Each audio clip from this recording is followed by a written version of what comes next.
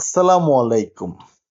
আজকে Savar press club থেকে আসার সময় সিটি সেন্টারের সামনে দেখি যে একজন বাদাম বিক্রেতা কনকনে শীতের ভিতরে সে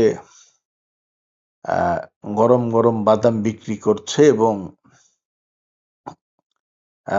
হাত দিয়ে বাদামের যে ভাজার কড়াই সেই কড়াইয়ের মধ্যে বালি এবং তেল জাতীয় কিছু একটা দিয়ে লাড়াচাড়া করছে। তো আমিও নেমে রিক্সা থেকে নেমেই বললাম যে ভাই আমাকে 20 টাকার বাদাম দেন।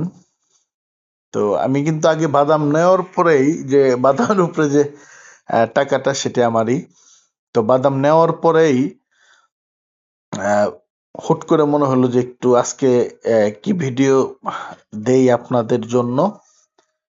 তো বাদাম বিক্রেতার ভিডিওটাই মাথায় আসলো, তো এটি দেওয়ার জন্য ভাবলাম।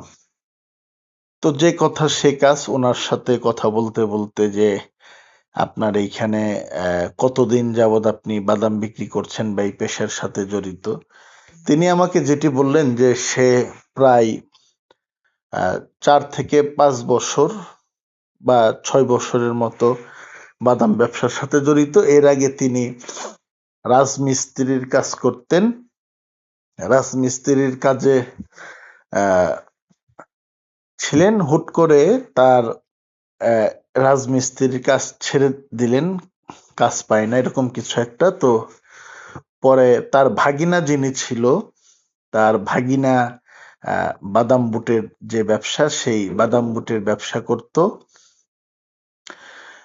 এই বাদাম বুটের ব্যবসা করতে করতেই তার ভাগিনা তাকে বলল যে তাহলে মামা আপনি আমার সাথে বাদামের এই ব্যবসাটা করেন, আমি করতেছি, বেশ ভালো।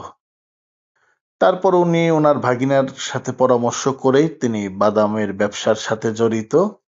তারপরে ওনাকে বললাম যে আপনার কেমন চলে ব্যবসায়? উনি বলল যে খুব ভালো আছে, আল্লাহ পাক ভালো রাখছে, আগের থেকে রাজমিস্ত্রির কাজের থেকে বাদামের ব্যবসা খুব ভালো আছে। তারপরে উনি আরেকটি কথা বললেন, সেটি হলো যে আমি এখন পরিবার পরিজন নিয়ে খুবই সুন্দর আছি। পরে ওনাকে আমি বললাম যে ভাই, কেউ যদি বাদামের ব্যবসা করতে চায় তার প্রথমে কি করা উচিত? সে বলল যে অল্প টাকা দিয়ে বাদামের ব্যবসা করা যায়, বেশি একটা টাকা প্রয়োজন হয় না। তাকে আমি বললাম যে কারো যদি টাকাই না থাকে, সে বলল যে বাকিতে পুঁজি নেবে, বাকিতে পুঁজি নিয়েও ব্যবসা করতে পারবে।